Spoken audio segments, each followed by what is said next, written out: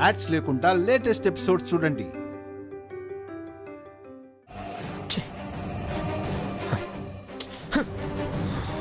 తారక్, ఎవరి మీద నీ కోపం? ఎందుకు ఆ జాకెట్ మీద అసహనం చూపిస్తున్నావు? వదిలే మామ్, నా బాధ నన్ను పడనివ్వు. పరాయి వాడివైతే పట్టించుకునేదాన్ని కాదురా. ఈ తల్లి ప్రేమ పంచుకొని పుట్టిన వాడివి. ఈ పెళ్లి విషయంలో ఏమన్నా బలవంత పెట్టానా? సలహాలిచ్చానా? నువ్వే కదా మినిస్టర్ గారి మాటలు విని ప్రేమ కన్నా త్యాగం గొప్పది అని, ఎక్కడున్నా మిథున సుఖంగా సంతోషంగా ఉండాలని చరితని పెళ్లి చేసుకుంటా అని ఒప్పుకున్నావు. అదే నా సుఖం, అదే నా సంతోషం. దెబ్బ తగలగానే నొప్పిలా ఇప్పుడేగా తనకి విషయం తెలిసింది. గాయం పచ్చిగా ఉన్నప్పుడు బాధ తట్టుకోవడం కష్టం. నిదానంగా మానుకొచ్చే కొద్దీ నిదానిస్తుంది నాన్న. మామ్, నాకెందుకో చూడగానే బాధేసింది మామ్. అది సహజం. ప్రేమని పూర్తిగా చంపుకోలేదు కదా. తన కోసం నువ్వు త్యాగం చేశావు. నీ త్యాగమే ఇప్పుడు తన జీవితం. నాన్న, నువ్విలా ప్రతి క్షణం బాధపడితే నేను చూడలేనురా. నువ్వు కలతపడ్డా నలతపడ్డా ఈ తల్లి కొండే విలవిల్లాడిపోతుందిరా. నువ్వు మదన పడితే నేను సతమతమైపోతాను. మనశ్శాంతి కరువై నరకం అనుభవించాల్సి వస్తుంది. ఈ కన్న తల్లి బాధను అర్థం చేసుకోనానా? అది కాదు మామ్. వద్దురా, వద్దు. నువ్విలా నీలో నువ్వే నలిగిపోవద్దు. పద, వెళ్ళి మినిస్టర్ గారితో ఈ పెళ్లి క్యాన్సిల్ అని చెప్పేద్దాం. పద రా. మామ్, ఏం చేస్తారా? మహా అయితే ప్రాణం తీస్తాను అంటారు. నా ప్రాణమిచ్చి నిన్ను బతికించుకుంటాను. నిన్నిలా చూడటం కంటే నువ్వు చేసిన త్యాగంలాగానే నేను కూడా నీకోసం నా ప్రాణం త్యాగం చేస్తాను. మామ్, అదొక్కటే మార్గం. అంతకు మించి మరో మార్గం లేదు. పెళ్లి క్యాన్సిల్ అంటే తన పరువు పోతుందని అతను అలాగే తెగిస్తాడు. అంతేగా? వెధవ ప్రాణాలు అవే నాకు నీకన్నా ఎక్కువ కాదురా. Sorry ma'am, I'm very very sorry.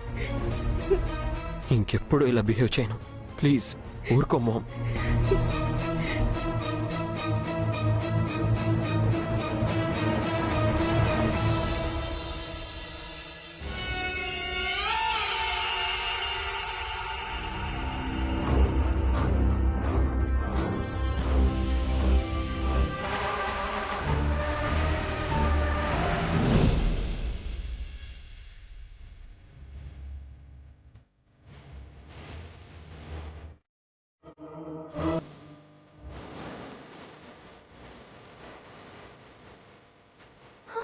అయ్యో వైషు, నేను వాణ్ణి చంపలేదు.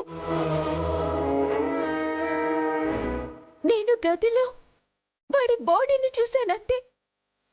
నువ్వే చంపావేమో అనుకున్నాను. పోలీసులు వచ్చినప్పుడు పెళ్ళైనా నీ లైఫ్ కి ప్రాబ్లం రాకూడదని ఆ నేరం నా మీద వేసుకున్నాను.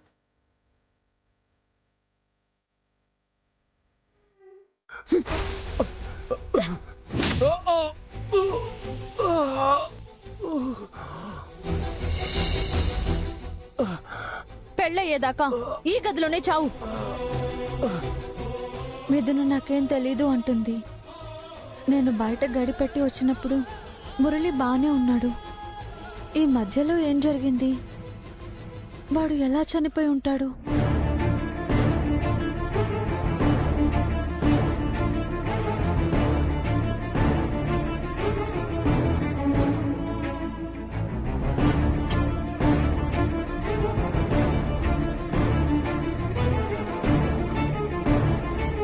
వైశ్య, నువ్వు నా గురించి ఆలోచించటం మానేసి శేఖర్ గారి గురించి ఆలోచించు.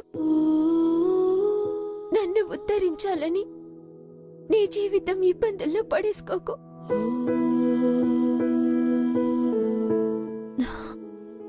ఏం మాట్లాడుతున్నావు మిథున? నిజం వైషు, నీ గురించి తెలుసు కాబట్టి, త్యాగాలకి వెనకాడవు కాబట్టి చెప్తున్నాను. మిథున, శేఖర్ గారు నన్ను అర్థం చేసుకున్నారు. నన్ను అర్థం చేసుకొని మాటలు మాట్లాడుతున్నావు. వైషు, మరి లేకపోతే ఏంటే?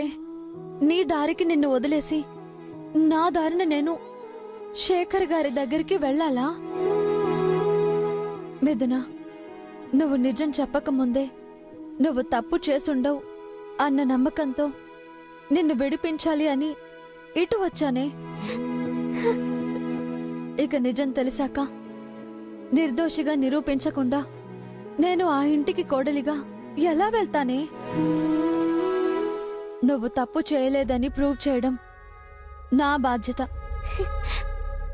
నా జాతకం బాగోలేనప్పుడు నువ్వు ఎంత బాధ్యత తీసుకున్నా, ఎన్ని త్యాగాలు చేసినా ఫలితం ఉండదు వైషు. జాతకమేంటే? నష్ట జాతకం వైషు. ఏం మాటలు మిథున అవి? కాకపోతే ఏంటి వైషు, పెళ్లి బిడ్డలు ఎక్కాల్సిన దాన్ని పోలీస్ స్టేషన్ మెట్లెక్కాను. తాళి పడాల్సిన టైంలో జైలు పాలయ్యాను. పెళ్లి అనుకున్న దగ్గర నుంచి అన్ని అపశకునాలే, అవాంతరాలే. అంతా జాతక ప్రభావమే వైషు. జాతకం లేదు, ప్రభావం లేదు. నువ్వు ఊరుకో మిథున. లేకపోతే ఏంటిది వైషు? గుడికి వెళ్తుంటే అయ్యో ఈ పెళ్లి అరిష్టమని హెచ్చరించారు.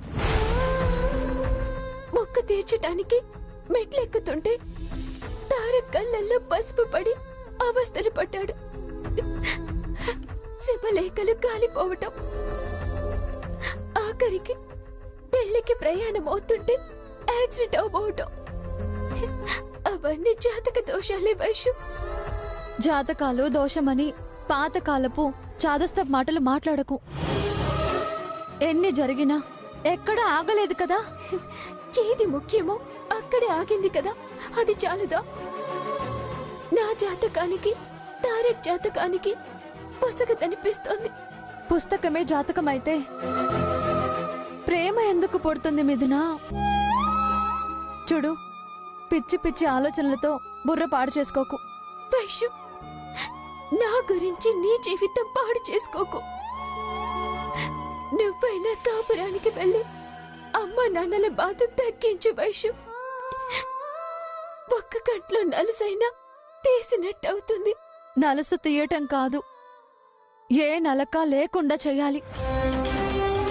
కులగురువులు చెప్పింది తప్పవ్వదు మిథున. మనం జీవితాంతం జంటగానే ఉంటాం. తోడి కోడళ్లుగా ఆ ఇంటికి కలిసే వెళ్తాం. నమ్మకాలు లేకపోతే జీవితమే లేదు మిథున. మిథున, నిన్నెలా బయటకు తీసుకురావాలో నేను ఆలోచిస్తాను. నువ్వు వెళ్ళు మిథున, వెళ్ళు.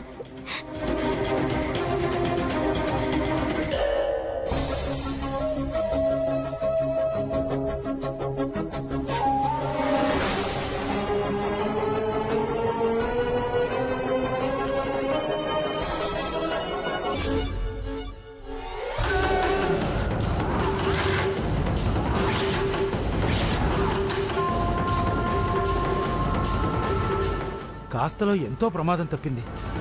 అవును, దేవుడు హెచ్చరించాడు. నా కొడుకు జీవితాన్ని కాపాడాడు. ఈ పెళ్లిని ఆపమని సూచించాడు.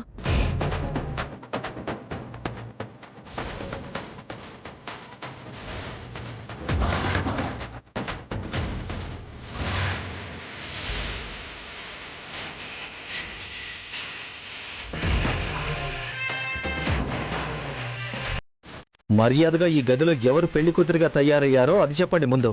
ఇప్పుడే పెళ్ళైన మా కోడలు వైష్ణవే ఈ గదిలో తయారైందండి. జరిగిన వాటన్నింట్లో రేఖాదేవి గారి హస్తం ఉన్నట్టే ఈ మురళి మర్డర్ కేసు వెనుక కూడా ఆవిడ గారు ఉందా?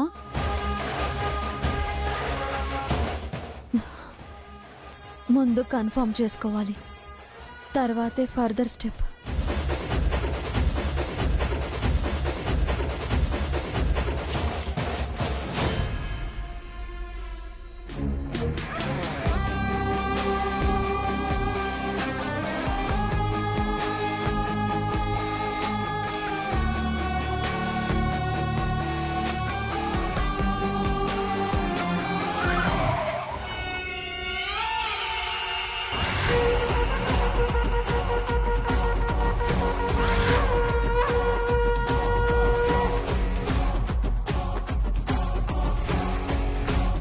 ఇదేంటి రోడ్డు కట్టంగా?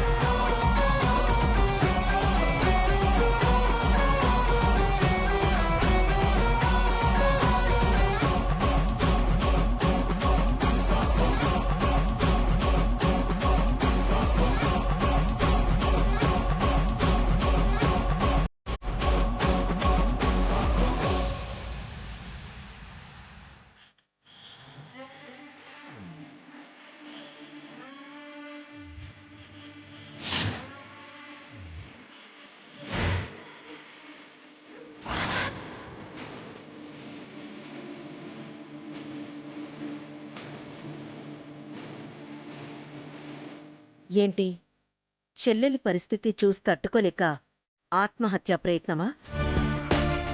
అది నా కారు కింద పడి చావాలనా, లేక యాక్సిడెంట్ కేసులో ఇరికించి నన్ను పోలీస్ స్టేషన్లో పెట్టించాలనా? నువ్వెన్ని పిచ్చి ప్రయత్నాలు చేసినా తారక్ పెళ్ళి ఆగదు వైష్ణవి. చావాలనే పిరికి ప్రయత్నాలు తలుపుకే రావు. మేం కష్టంలో ఉన్నామని అవతలి వాళ్ళని కష్టాల్లోకి నెట్టాలనే ఆలోచన అస్సలు రాదు. మరెందుకిలా రోడ్డు మధ్యలో, అది నా కారు కడ్డంగా? ఎంత తెలివైన క్రిమినల్ అయినా ఏదో ఒక క్లూ వదులుతాడు అంటారు.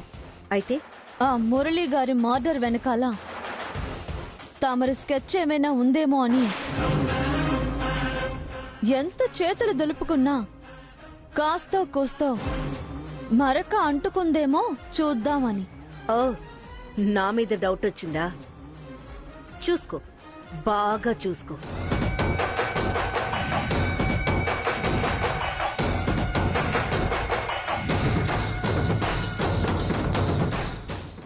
రేఖలనే కాదు, వాటి వెనక చేతల్ని కూడా చదవగలిగే విద్య నేర్చుకున్నాను.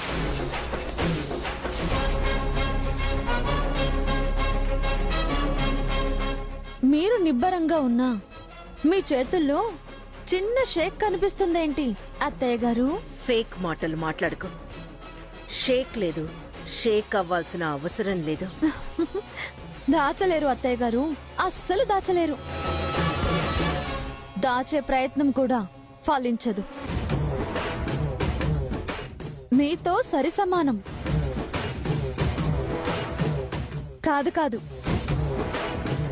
ఓ పాలు పెచ్చు తెలివితేటలు ఎక్కువ ఉన్నదాన్ని. హ, సై అంటే సై, ఢీ అంటే ఢీ అని తలపడగలిగిన దాన్ని. మీది క్రిమినల్ బ్రెయిన్, నాది డిటెక్టివ్ బ్రెయిన్. మీ ప్లాన్లు పథకాల గురించి తెలిసిన దాన్ని. అంత తేలిగ్గా నమ్మను కాక నమ్మను. అందుకే పోలీసుల ఎంట్రీ నుంచి మీ మీద ఒక కన్నేసి ఉంచాను అత్తయ్య గారు. నా చెల్లెలి మీద నమ్మకం ఉంచి డ్రోన్ కెమెరాతో మిమ్మల్ని మీకు తెలియకుండా ఫాలో అవుతూ ఉన్నాను. అయ్యి ఏం సాధించావు? అరెస్ట్ కాకుండా ఆపగలిగావా? చూడు వైష్ణవి, నన్ను అనుమానించి నీ టైం వేస్ట్ చేసుకోకు. నీ చెల్లెలు నిర్దోషైనా అది విడుదలయ్యేసరికి సీనియర్ సిటిజన్ అవుతుంది.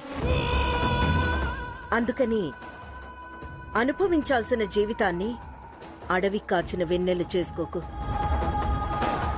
భీష్మ ప్రతిజ్ఞలకు పోయి వాణ్ణి ఏడిపిస్తూ నువ్వేడుస్తూ కూర్చోకు. నీ బతుకు పండించుకో, కాపురానికొచ్చి. మీరు మీ తత్తరపాటుని ఎంత కవర్ చేసుకున్నా లాభం లేదు అత్తయ్య గారు. మర్డర్లో మీ హ్యాండ్ ఉంది అనగానే మీ ఫీలింగ్స్, మీ వైబ్రేషన్స్, మొహంలో రంగులు మారటం నా డౌట్ని కన్ఫర్మ్ చేశాయి. మురళి మరణం వెనక మీరు ఉన్నారు, నో డౌట్. ఏంటి గాల్లోకి రాయి విసురుతున్నావా? హ, కాదు, నా చెల్లెలు నాకు నిజం చెప్పింది.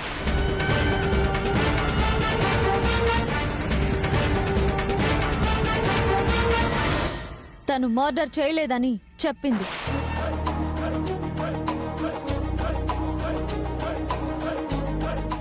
అందుకేగా నేరుగా మీ ముందు ప్రత్యక్షమైంది. ధర్మస్థాపనకు దేవుడు మీలాంటి వాళ్ళ దుర్మార్గులను బయట పెట్టడానికి నేను రావాల్సొస్తుంది అత్తయ్య గారు. హ, మీ ఫీలింగ్స్ భలే ఉన్నాయి అత్తయ్య గారు. ఇప్పుడు ఫోటో తీస్తే మీ ఎక్స్ప్రెషన్సే మీరేంటో బయట పెడతాయి. రే, తోచింది ఊహించుకొని వచ్చింది వాక్కు. నీ చెల్లెలి హత్యా నేరంలో నన్నిరికించాలనే ప్రయత్నాలు మానుకో. ఎఫ్ఐఆర్ ఫైల్ అయింది, మిథున స్టేట్మెంట్ రికార్డ్ అయింది. కేసు మారదు, మార్చటం కుదరదు. మరో సాక్ష్యం లేదు, ఆధారం అంతకన్నా లేదు. శిక్ష పడక తప్పదు.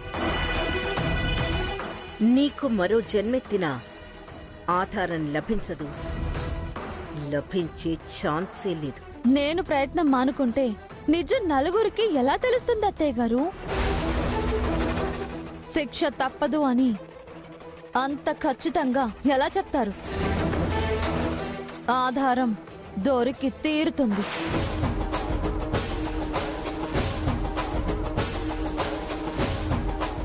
దోషులెవరో దోషం ఎవరిదో తేలుతుంది. చూడండి అత్తయ్య గారు, మీరు ఏమేం చేశారో, ఎలాంటి దుర్మార్గాలు చేశారో నాకు బాగా తెలుసు. ఖచ్చితంగా ఇది మీ పని. నా చెల్లెలికి సంబంధించిన విషయం నా కుటుంబం పరువు ప్రతిష్టకు మనుగడకు ప్రశ్నార్థకం. మిమ్మల్ని వదలను. ఏంటి, నిజంగా నేనే ఏదో చేసినట్టు మాట్లాడుతున్నావు? ఖచ్చితంగా చేసే ఉంటారు అత్తయ్య గారు. అందులో నాకు ఎలాంటి అనుమానమూ లేదు.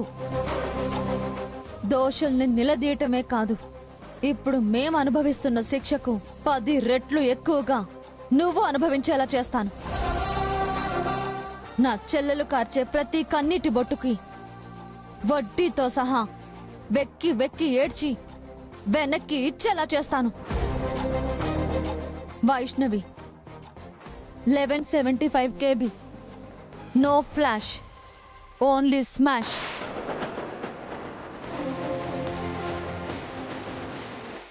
నిన్ను దోషిగా నిలబెడతా, తప్పు ఒప్పిస్తా, ముక్కు నేలకు రాయిస్తా. తారక్ గారిని ఏమార్చి మనసు మార్చి మినిస్టర్ కూతురుతో పెళ్లి జరిపించాలని అనుకుంటున్నావు కదా? ఈలోపే నా చెల్లెల్ని నిర్దోషిగా ప్రూవ్ చేస్తా. మీ అబ్బాయి తారక్తోనే తన పెళ్లి జరిపిస్తా. అది కాని పని.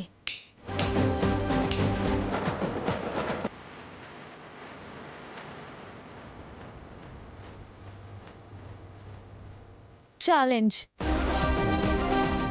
వైష్ణవి ఛాలెంజ్కి కానిది అనేది ఏదీ లేదు.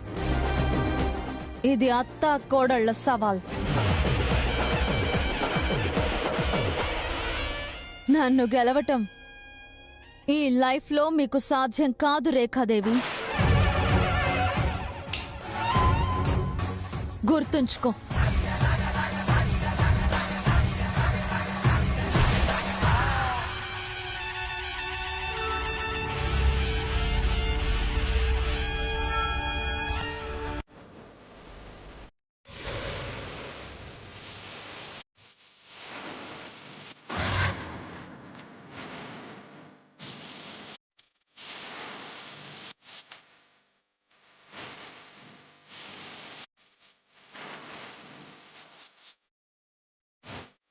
ఎంత పెద్ద క్రిమినల్ అయినా క్లూస్ వదులుతాట.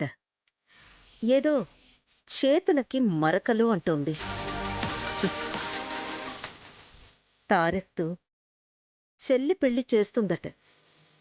సై అంటే సై అంట, ఢీ అంటే ఢీ అంట. అసలు ఆ మురళిగాడు చస్తే కదా ఆధారాలు, హత్య వెనుక హస్తాలు నన్ను దోషిని చేయటానికి. అతి తెలివిని తెలివి అనుకుంటోంది.